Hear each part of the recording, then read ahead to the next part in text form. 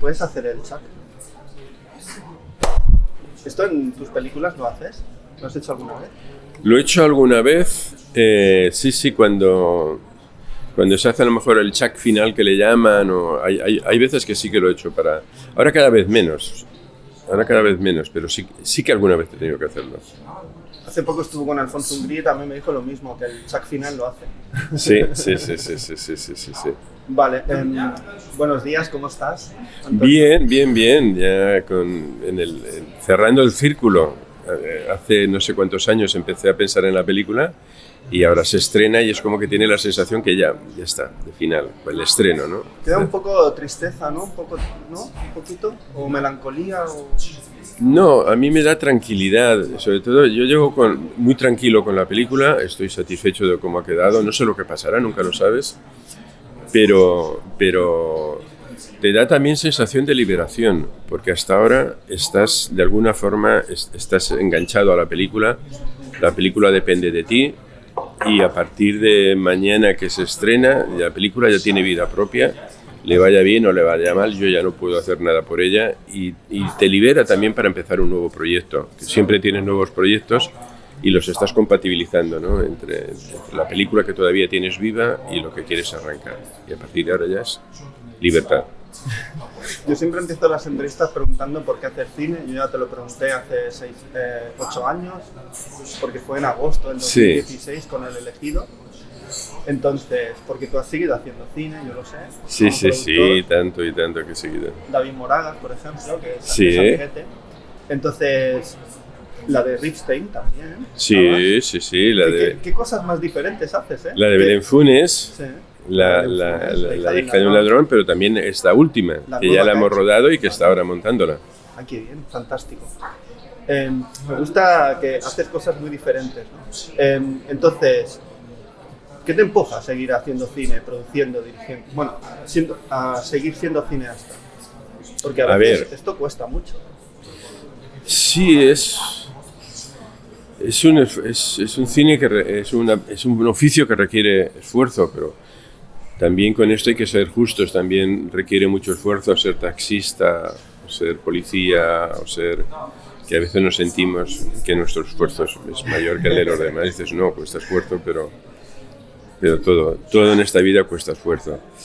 Bueno, es una necesidad, o sea, yo no me imagino no haciendo cine o no pensando en cine, es una parte de mi vida. Igual al principio no era así, pero ahora es una parte de mi vida. O sea, es una realidad, es mi realidad, ¿no? Es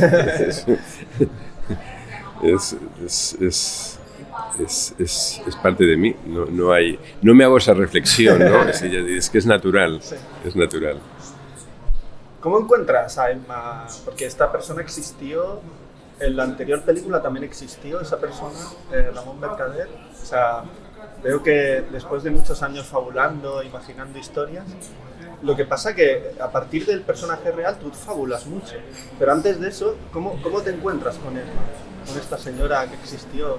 Con esta señora me encuentro casualmente hojeando un libro de historia y le dedican 2 parrafitos para decir que una chica de 17 años, la hacen abadesa, decide ejercer ese poder y se mete en unos líos tremendos.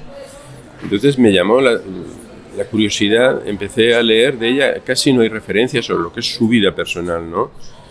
Pero sí que me apasionó mucho la época. Empecé a leer libros de historia del siglo IX, cómo se estaba construyendo lo que ahora somos, el giro en los estatus que había, aparece el cristianismo, el derrumbe del mundo clásico, en el caso español la presencia musulmana, el papel de la mujer en aquella sociedad, la vida en los monasterios, y empecé a escribir y es una fabulación, porque de ella en realidad no se sabe nada, de ella como ser humano, de ella que fundó un convento, que hubo un juicio, que la juzgaron, sí, pero lo otro es una fabulación, que ella tampoco me pareció mal fabularlo, es coger un personaje y ir construyéndolo, y eso alimentó también los otros personajes, pero sí que es un personaje histórico. Pero es una fabulación, pero yo la veo y me creo o sea, tiene una base muy realista en todo lo que ves. Sí, es que, a ver, hubo un... Fabulas muy bien, Antonio. Sí, lo intento. A ver, ahí lo que sí que se trabajó mucho es se intentó conseguir verdad, lo cual verdad no quiere decir que sea fidelidad a la época, es transmitir verdad en el vestuario. Todos nos encontramos con el mismo problema, no hay referencias de esa época, el vestuario estaba desesperado, yo recuerdo una gran crisis, porque iban a buscar vestuario y había o del mundo romano o de la Edad Media, pero la Edad Media de 300 años después. Que es lo primero que me trajesen, y dije yo, de ninguna manera, o sea, esto no tiene nada que ver, es más romano. En el siglo IX todavía iban las túnicas, las cosas que había leyendo en las iluminaciones de las Biblias, de los Beatos, ahí veías, o sea, se continúan llevando túnicas, fíbulas, o sea, ahí todavía había una presencia del mundo romano bastante fuerte. Y entonces hubo que buscar, además en el caso de ese territorio, con muchas influencias musulmanas, porque estaba allí el mundo musulmán, bizantinas, del norte de Europa por los visigodos, o sea, allí había una mezcla tremenda, pero al final lo que hicimos todos es eso, incorporarlo como riqueza de la película, ¿no? Y se intentó que fuese veraz, o sea, sabíamos que fieles no podíamos ser porque no había un referente al que ser fiel, pero dice, lo que sí que podemos hacer es ser veraces y que eso comunique, y que comunique verdad, y creo que se ha conseguido con la luz. La luz no iluminamos, fue todo. Sí iluminamos, pero con las luces de la época. Son velas, son candiles, las luces que entraban por las ventanas, que es una luz muy inestable y muy poco controlable. No sabes muy bien, hasta que no estás en el set, no sabes las luces de esas velas, cómo vas a poder jugar con ellas. Íbamos como modulando, no es un foco que le puedes subir, bajar, hay filtros, allí no había nada. Y eso le ha dado mucha verdad y mucha fuerza a la película. Creo que una de las virtudes que puede tener la película es eso. Bueno, ahora que has hablado de la luz, un amiguete, Julián Elizalde, ¿por qué él y no otra persona? Porque es la primera vez que trabaja contigo. Sí, yo a Julián vi una película y me gustó mucho la fotografía y ya ni recuerdo la película. Y fíjate que nunca me he dirigido a ningún director de fotografía si no lo conocía, ¿no? Y casualmente tenía su correo y le escribí y dije, oye, que sepas que he visto tu película y que me ha gustado mucho y tal, y me contestó y ya está, pero ahí se acabó. Y ahora cuando preparaba esta película, pues bueno, yo siempre había pensado en él, en las cosas que estaba haciendo. Un día quedamos, no le dije que era para esta película, le dije, mira, estoy así, estamos preparando varios proyectos y no le hablé de mi película. Y nada, yo le fui dando vueltas y al final, pues tuve la suerte que cuando se lo propuse le apeteció hacer la película y tenía tiempo para hacerla. A mí te he dicho antes que es una peli muy rusa, muy del este, muy polaca. Por ejemplo, Kawalerowicz, que jugaba mucho a esto, a esa luz natural, pero dirigida, ¿no? ¿Sabes? Sí. En tu película pasa lo mismo, es una luz natural dirigida. Sí. Por ejemplo, hay mucho estatismo en la película, pero es que estas señoras están casi siempre estáticas. Sí, no sé, la vida del convento no es muy física. Sí, vivían en una abadía, entonces los desplazamientos eran mínimos, o sea, podían ir el refectorio, a la sala capitular, a la iglesia, pero no había mucho más espacio. Y luego tampoco tenían actividades, ¿no?, que les pidiese hacer así mucho ejercicio. Pero sí que creo que es dinámica, o sea, creo que hay una dinámica interior en la película que genera ahí una corriente de acciones que funciona muy bien y que la mantiene siempre en movimiento. Sí, ellos son estáticos, pero lo que ocurre tiene mucha intensidad. Exacto. Está viva, es una película que está viva, que está, buena parte de ella está dentro de la abadía, pero está viva. A mí también me resuena mucho Extramuros, de Miguel Picazo, ¿no? Es como la película de monjas potente española. Sí, fíjate que no la he visto. Vale. La pues tendría en Flixolé está. En Flixolé está. Claro, no estoy tendría que darme de alto, pero sí que yo tengo referencias de la película y me habría gustado verla, porque además creo que es buena, que es bastante buena. Sí. Pero no he tenido la oportunidad de verla, Sí, es un convento que quieren cerrar y se inventan una posesión, unos milagros. Sí. Clara Martínez Malayelada, también es la primera vez que trabajas con ella, es muy amiga mía. Ah, muy bien. ¿Por qué ella? ¿De dónde te viene todo esto? Bueno, ahí fue un poco de... aquí había prevista una montadora y luego se le complicó. Estaba montando una película que tenía que irse a un país de Sudamérica y le movieron fechas y ya veíamos que iba a ser muy difícil encajarlo. Y el coproductor de Wanda había trabajado con Clara en algunas películas. Y ella es de Barcelona, aunque estaba en Madrid. Sí, de Sitges. No sé de dónde, pero ella sé que... Yo la conocí y en Sitges. Ah, sí, me dijo. Se iba, estaba estudiando, empezaba en la ECAM a estudiar montaje. Pues ella estaba en Madrid, pero me dijeron, pero es de Barcelona y seguro que no le importaría venir. Entonces fui a Madrid y quedamos a tomar algo. Me cayó muy bien y además teníamos una cultura muy parecida, porque aquí hay culturas dentro del cine. Está el cine del este y hay gente que le gusta más. A mí me gusta el italiano y el del este, los dos, ¿no? Y entonces había ahí una cultura, una forma de entender el cine bastante parecida y de acercarnos al montaje. Y lo tuve claro en aquel mismo momento. Le dije, oye, pues si te apetece montar la película, yo estaré encantado. Y ella podía venir a vivir a Barcelona, porque ya aquí ya tenía lugar y ya está. O sea, fue todo muy fácil. Y luego el montaje, la verdad es que nos divertimos mucho. Sufrimos, pero nos divertimos. Sí, porque son un par de horas de peli y hay un momento, ¿no?, que dices, vale, se ha resuelto una cosa, pero falta otra cosa que es muy importante. Y ahí, esa última jugada que no vamos a desvelar, sí. Qué gran guión, ¿eh? En serio, para mí es una gran idea de guión. Sí. Qué listas. Sí. Lo dejamos ahí. Lo dejamos ahí. ¿Qué pasa con muchos cineastas catalanes que son muy del este todos? Jesús Garay, Jordi Cadena, han hecho mucho cine que tiene muy del este, muy polacos. En realidad sois los verdaderos polacos. Pues, mira, nunca, jamás me lo había... Sí, son pelis como estas del Zanussi. A ver, todos los que estás diciendo me gustan mucho, sí. Sí, todos los... Y aquel, ¿cómo se llama aquel? El Zanussi, el de Lo importante es amar, todo este tipo de... me encanta Lo importante es amar. Zulawski. Zulawski me encanta. A mí Lo importante es amar es una película. Y luego en una de mis películas hablé con la protagonista de la otra que hizo, la que era con un monstruo, su segunda película. Sí, la de La posesión. La posesión. Pues hablé con una de las actrices y en París. Y además nos caímos muy bien y luego no pudo hacer la película, ¿no? Pero sí, a ver, sí, me gusta. Pero también, si me empiezas a hablar de... Hay muchos cineastas catalanes que... Bueno, ahora que dices, yo le hacía una broma a Garay, le llamaba Garayovsky. Porque yo produje su primera película, Pasión lejana. Y yo le llamaba Garayovsky porque tenía muchas referencias polacas. Sí. Esta peli hablaba de esa, podía ser una peli del este tranquilamente, rodada en los años 60, 70, tranquilamente, o incluso 80.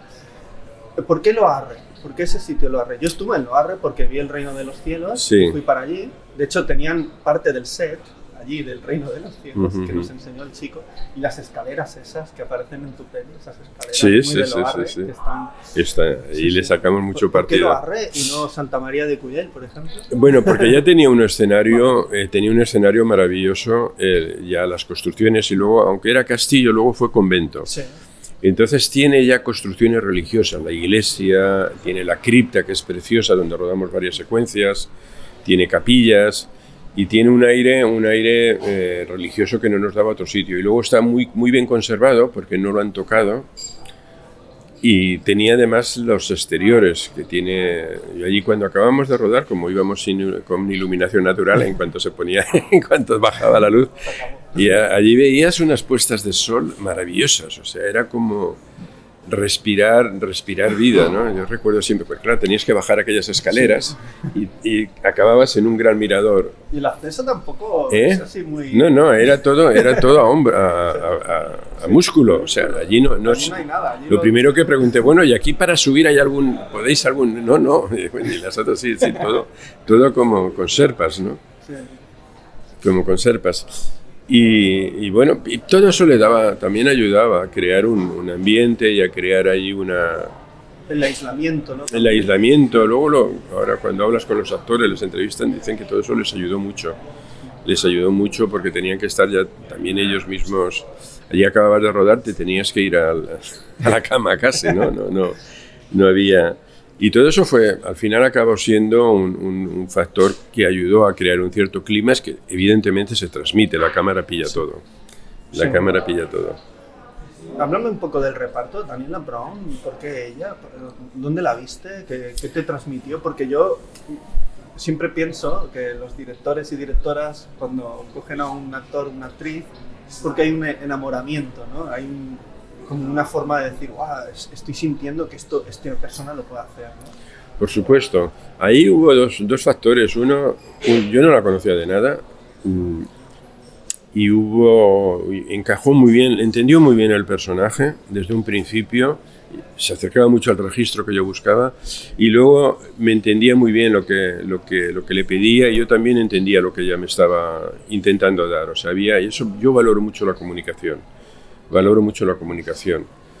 Y luego hay también ese factor que te digo, o que tú dices, de intuición. Hay una cosa que es igual que cuando pones la cámara, no hay una regla matemática, la cámara la voy a poner aquí, o esta toma está bien y la otra está mal, no. Al final es todo un piel, olfato, estómago, y el cerebro interviene hasta cierto punto, ¿no? Y aquí se dieron todas esas cosas. Primero, que vi que era muy buena, realmente es una actriz excelente, que había este entendimiento de la forma de aproximarnos al personaje y luego esa intuición, decir, no, es tanto que paré el casting. Ya no volví a ver a nadie más y pedí que firmase el contrato con ella y fue en la arrancada de la película, del casting. Y luego también está Blanca Romero, que estaba muy bien en After, aquella que hizo Alberto Rodríguez, sí. Pero no la cogen mucho para hacer pelis, o yo no la veo mucho, a lo mejor. No lo sé. Tendría que investigar más, pero en After era la película. A ver, yo le reclamé, a mí cuando haces el casting me ofrecieron una serie de actrices y no estaba ella, yo la recordaba en After y me gustó muchísimo.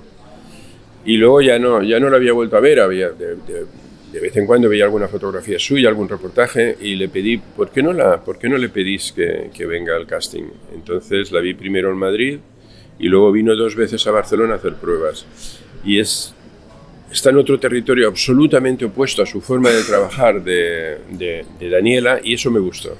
O sea, cada una llegaba al personaje por medios diferentes. Y pensaba que eso también lo podían transmitir al personaje, esa diferencia que tienen, esa colisión de estas dos mujeres, cada una fuerte. Eso ya te gusta a ti, ¿eh? Porque en Volverás también había un rollo así. Sí. A mí esas colisiones, si se dan de forma natural, mucho mejor. Y en El Elegido también. En El Elegido, bueno, en muchas de mis películas me doy cuenta que hay ese rollo de dualidad. Sí, la dualidad. En realidad parece la misma persona. Es que es curioso, porque no es una cosa que planifique. Casi todas mis películas van alrededor de la dualidad. Sí, son un poco borgesianas, ¿no? Aquello podría que decía, ser. Me miro al espejo y frente mío no hay nadie. Esa metáfora yo la he dicho algunas veces, que la idea del espejo me perturba. Sí, a mí también. Me perturba. Y como entonces, aquella peli del Cocteau, ¿no? El Testamento de Orfeo. Que hay qué brutal esa peli. Sí. ¿La puedes ver, Antonio? Sí. Porque la dualidad es brutal. Sí, la vi en su día en Filmoteca, pero hace un montón de años. La tendría que volver a ver porque además creo que tengo el DVD. Sí. La voy a volver a ver. Es brutal. Y, por ejemplo, Carlos Cuevas, que es una especie de actor que puede hacer tanto de joven como de persona más mayor, ¿eh? Sí. Allí se ponía su armadura y la barba que se dejó y estaba... Lo clavaba. Y después está Ernest Villegas, que me gusta mucho su personaje, porque parece que no, pero tiene una importancia muy interesante, ¿no? Sí que la tiene. Que parece sacado de Francisco Juglar de Dios de Rossellini, ¿no? Ese tipo de personaje franciscano. Sí. Que está muy metido en su religiosidad, su espiritualidad. Sí, lo hizo. La verdad es que conectaron muy bien. Él y Daniela se entendían muy bien interpretativamente. Y los dos eran muy creíbles y se creían, cuando actuaban, se creían mucho sus personajes. O sea, había mucha verdad. Sí. Y te lo decían. Y por eso tiene los duelos que tienen interpretativos, sí, cuando ya entra en su lugar de trabajo, al final, en la despedida, tienen como una... No cuentes nada, Antonio. Estás contando demasiado.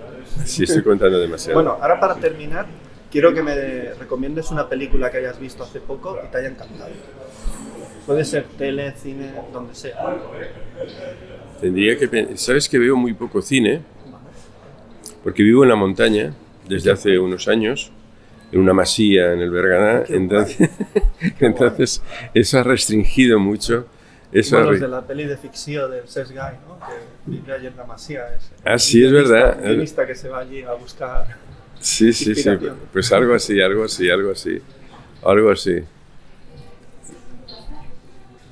De las que he visto últimamente en cine, la de Kariusmaki me gustó bastante, lo pasé muy bien, la encontré llena de encanto. Vale, pues Antonio, un placer volver a hablar contigo. Me encanta que sigas haciendo cine, sea en la parte que sea. Y yo siempre digo hasta la próxima película. Hasta la próxima, espero que sea pronto, que no pasen tantos años.